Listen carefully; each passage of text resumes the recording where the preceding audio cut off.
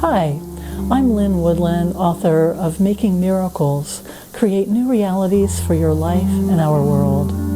Welcome to my video blog, where every month I address a different piece of the journey of self-actualization as it relates to the month we're in. And I like to fit the message with the season because the cycles of nature just so beautifully portray the whole archetypal dance between light and dark and life and death and yin and yang, and all together create a template for the whole of human experience, with each season lending itself to a different kind of spiritual work and personal growth. So here we are in February, and in the wintry month of February, we're still in the season of hibernation and introspection and energy turned inward. While the candy heart overlay of Valentine's Day certainly is a cultural rather than a seasonal phenomenon, I think it's well suited for late winter. After all, when the weather and still short days drive us indoors, we tend to find ourselves in close quarters with our fellow humans. And when our attention turns within, there we are with our own hearts. Love and relatedness bloom, or we become acutely aware of their lack.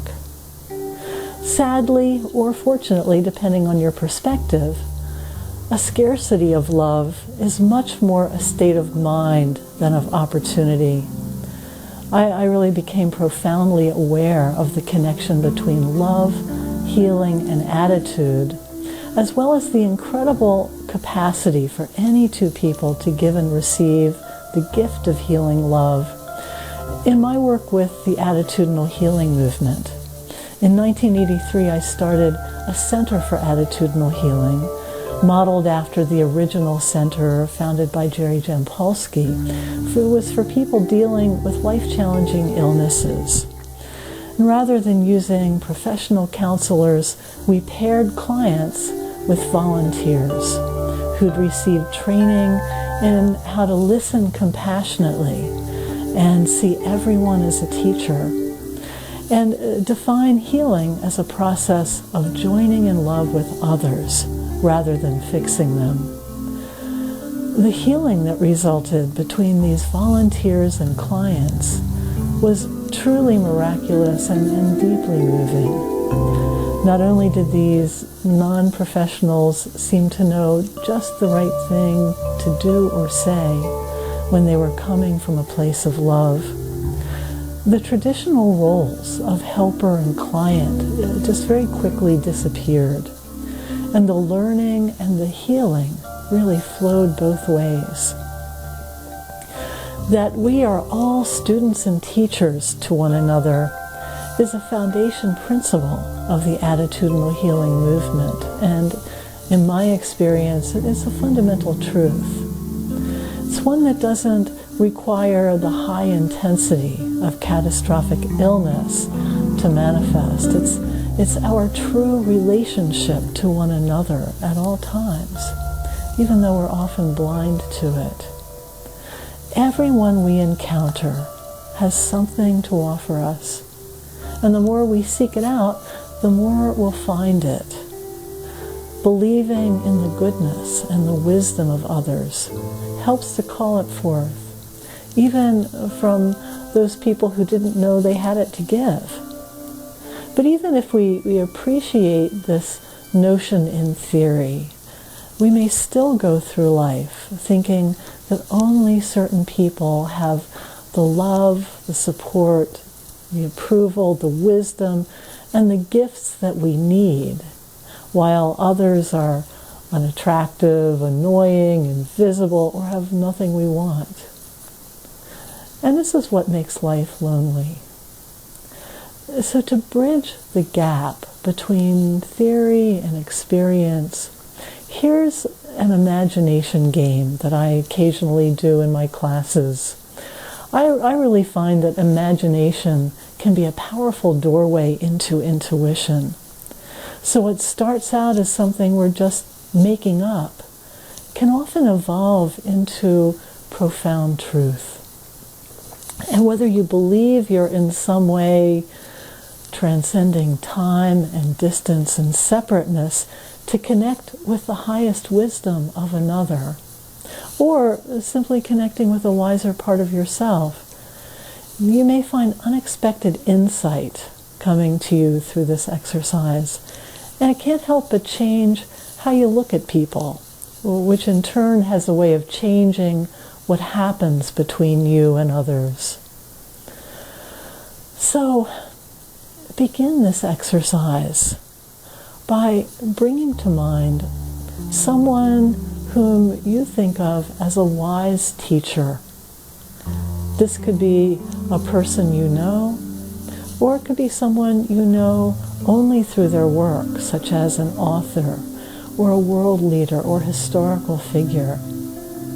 It could be someone either living or dead. So as you call this person into mind, now picture this person and take a moment to simply open your heart. Imagine that you're sending an outpouring of gratitude to this person for all that you admire and appreciate about them.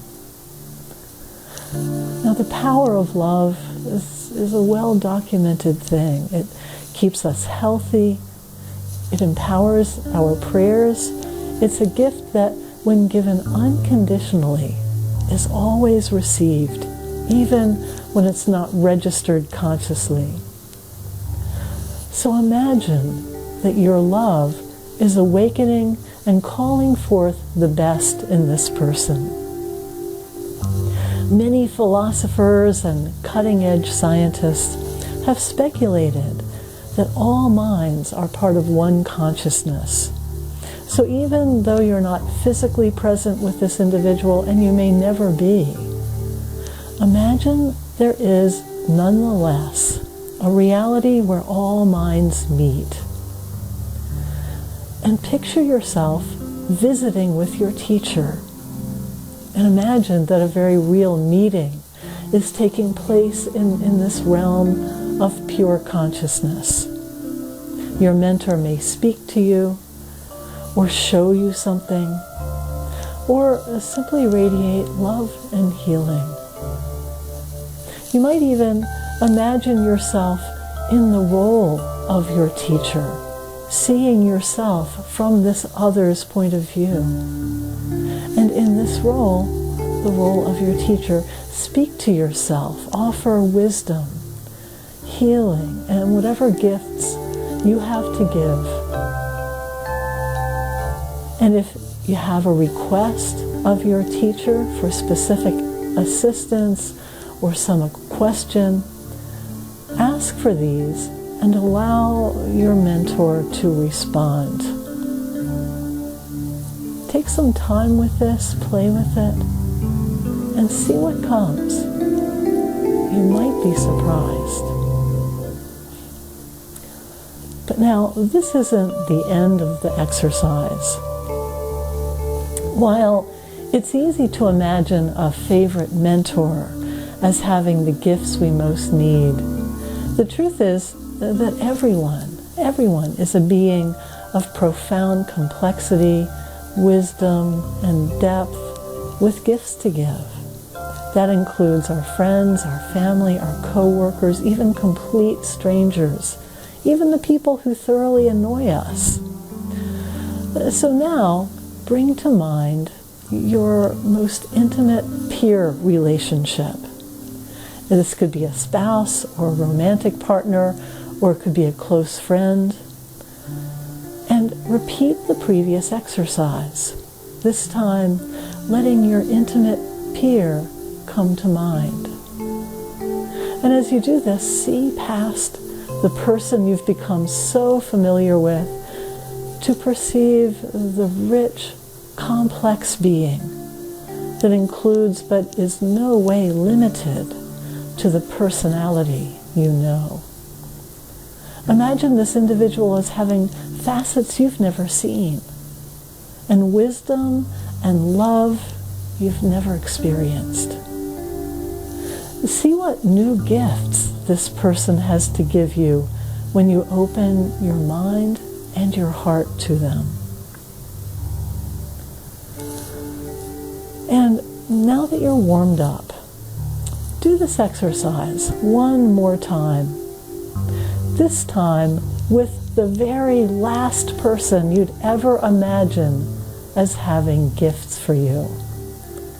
And just as with your mentor and your peer, imagine that this being too has important wisdom and guidance and healing and love for you.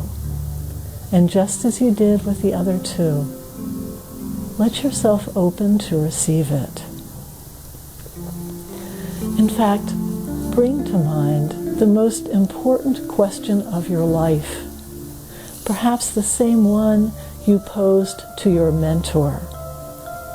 And imagine that the higher mind of this person has something significant to contribute to this matter, something you would have missed had you not opened yourself to it. So open your imagination and see what it is. See what guidance and wisdom this being has for you.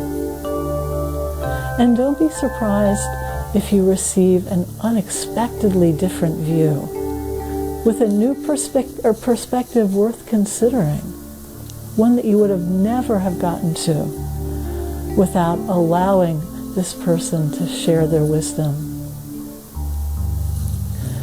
And end by thanking this person for their gifts. And if you do these exercises deeply, you may start to see changes in how people relate to you. You may never be able to look at people quite the same way again. And before you know it, you might even notice that your world has become a lot less lonely. Now, I'd love to hear your comments, and you can always write to me at lynn@lynnwoodland.com. And if you'd like, check out my website where you can find all kinds of free downloads and recorded meditations. There's a place where you can leave a request for free distance healing and a number of other resources. And if you'd like to have a deeper dive into this kind of work, check out my year-long Miracles course, which is a program of online materials, live webinars, one-to-one coaching, all for living a miraculous life. So, until next month, namaste.